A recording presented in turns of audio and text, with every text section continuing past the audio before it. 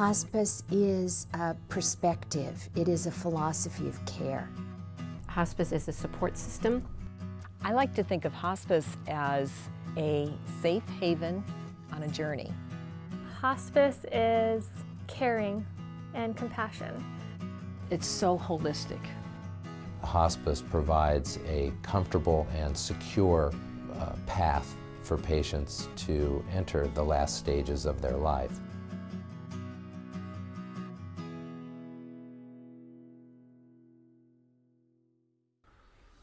Well, Norm and I had been married for more than 50 years. As a matter of fact, it would have been 60 years in another month if she'd lasted until June instead of passing in April.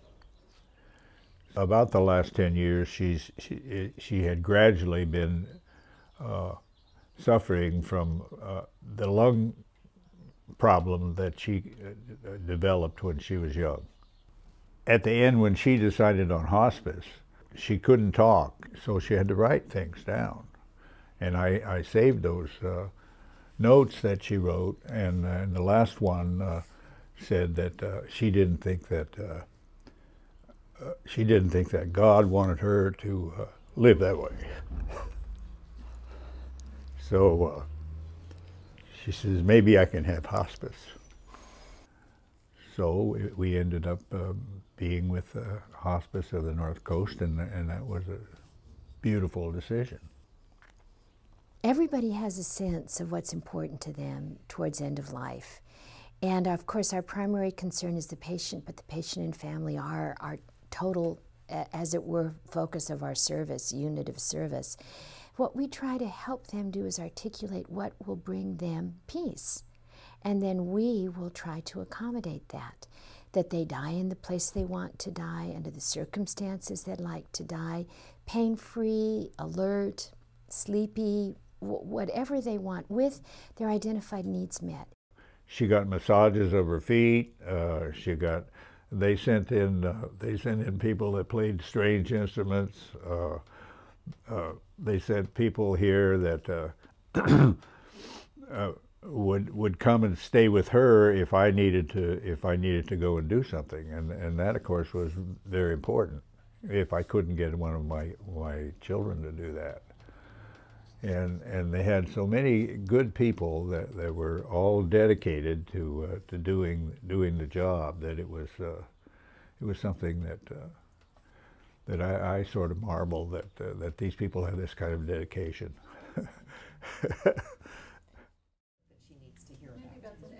Weekly, hospice and all of the appropriate caregivers interact in an interdisciplinary team meeting. We talk about each and every patient. We discuss the patients who have passed. We discuss the patients who have come on to hospice and are new. Most importantly, we talk about the patients who remain on hospice on a week-to-week basis. Their needs and changing needs are discussed in detail. Primarily my role is to be the case manager, the team leader, so to speak, and make sure that patients' care is being carried out according to what the plan we have in place. I interface with the rest of the team members, the social worker, the home health aide, the chaplain, volunteer coordinator, the doctor, and just really be sure that we're all on the same page and working towards the goals that we have set. We do have an excellent team, and we really work well together, but also our model is that as a case manager, I only have between 12 and 15 patients, which allows me the time to spend with my families that I need to, and not have to rush from case to case to case. If I need to be there 2 or 3 hours, my schedule warrants me to be there 2 or 3 hours to support them. And I think that's the big thing that makes us the most different.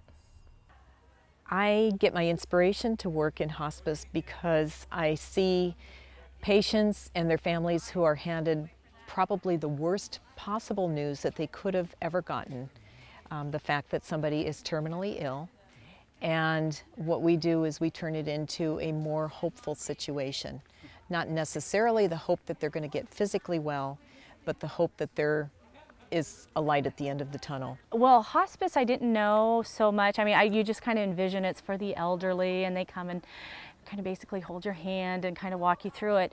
So when we were approached in the hospital and said, you really might want to think about having hospice come in, my husband and I were like, I mean, we knew this was it. We already knew that he was given a death sentence per se, that there was only X amount of months, but we're like, oh my goodness, really? This is it. And she just said, don't worry, there's a lot of people who go through hospice and they have many, many months. And we're like, okay, but in this cancer journey, when things happen, it happens so quickly.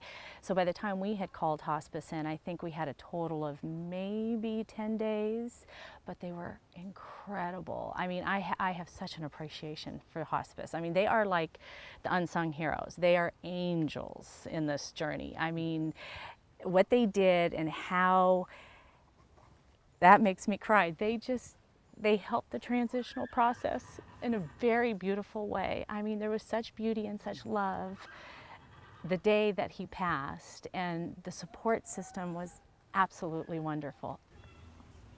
What we are supposed to do in true hospice fashion is to empower the family and the patient. We do a lot of educating, and we also are a resource to the family to get additional care if needed. What we are there to do is to walk with the person through that journey, psych, social, spiritual, and medical. We address symptoms, symptom management, so that nobody has to be afraid of suffering or dying in pain. We allow people's lives to be extended because we give them extra service that makes them comfortable. And then we also are addressing their spiritual needs and their emotional needs, in the sense that it's appropriate at that time of their life to be doing life review. We will help them by doing life story. And we will support the family, so that sometimes a family in conflict and under stress, not knowing how to cope, we're there for them.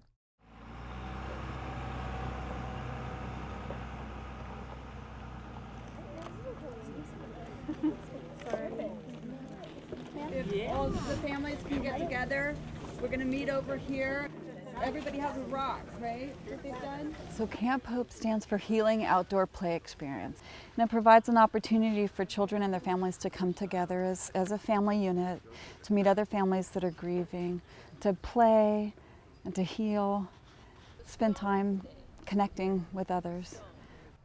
Sometimes when we're in loss or grieving, our heart feels like a heavy stone. And at other times, our heart feels lighter. So today on these stones, you have written the name of your loved one.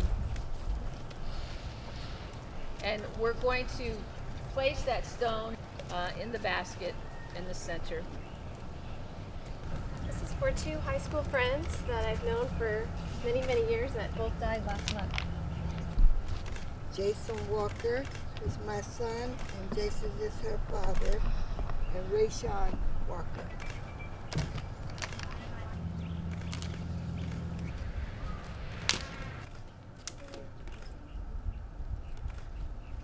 We chose to wait to have our children. So at the time that my husband had passed away, they were, gosh, Julie was 7 and 5. So anyways, it was pretty devastating. So just to get that, what? He has to leave so soon? It was hard for us. But we still feel him. He's with us, and we're fine with where he went, and we're at peace with that. So now the challenge is still finding a new in all of this and trying to keep our family connected and living. We're still here to live. In grief, there is no expiration date, and it is a family journey. And you'll have some camps that will take the children, but I feel like you have to work with the whole family, because the whole family has or is going through this process. So I was thrilled to be able to come here today and to be a part of it, because it involves the whole family. Wait, can we start now? Can we start? We've got all ages. I think our youngest is 5, and the oldest is 82. We open it to our families that have been on our hospice service, but we also open it up to the community. So actually in this year's camp, we have about 15 families total, and over half of those are from the community. We have expressive arts activities, we have movement activities such as Qigong, and gets you basically into a very relaxed state. We also have unstructured play activities like animal encounter, where the kids get to come and see different animals that have also been injured and are healing in this environment. Camp Hope it's a good combination of a peaceful place to be and dealing with our feelings through art, through activities, through touching the animals who are non-judgmental about anything that we do. I love nature. I can sit outdoors all day and watch the birds and the flowers and the trees. And I love it. What do they say sometimes? Be still, be quiet, and enjoy. Be still, be quiet, enjoy. Stilling the body, the mind. And then that's when we commune. So do you believe that there's We spiritual counselors try not to come with an agenda, except to meet each person where they're at. So we don't come to save or to convert or have a particular agenda in front of us. So we like to think of ourselves as experts in listening to how that person, how their spirit can be supported at this time. For someone like Barbara, I mean, in meeting her instantly, I just started listening because I knew I was at the feet of a wisdom keeper, of an elder, 93 years young in spirit. And then I just began asking her, how did she get to be this age? You know, does she have beliefs that have enabled her to live so peacefully? And that's when she started sharing her background with me. It's the hospice philosophy that everyone has a spirit, and how they nurture their spirit is unique to each person. So a lot of people, when they hear our title, immediately say, I don't go to church, or I haven't been to church in years, and we kind of say, it's bigger than that. Well, I don't belong to a religion, it's bigger than that. You know, and they go, well, I'm agnostic, it's bigger than that. You know, we come to support people's spirit in this part of their journey, that we're trying to bring comfort, body, mind, and spirit. My personal goal is for us to combine the most sophisticated in clinical responses and modalities for pain reduction, palliative care theories and models, with old-fashioned hospice care, which takes care of the patient and the family, body, mind, and spirit. And I'd like to be able to preserve the intimacy and the size of our hospice while surviving in a world where hospice has become a business. And I refuse to believe that that can't be done, and that's what we're about here.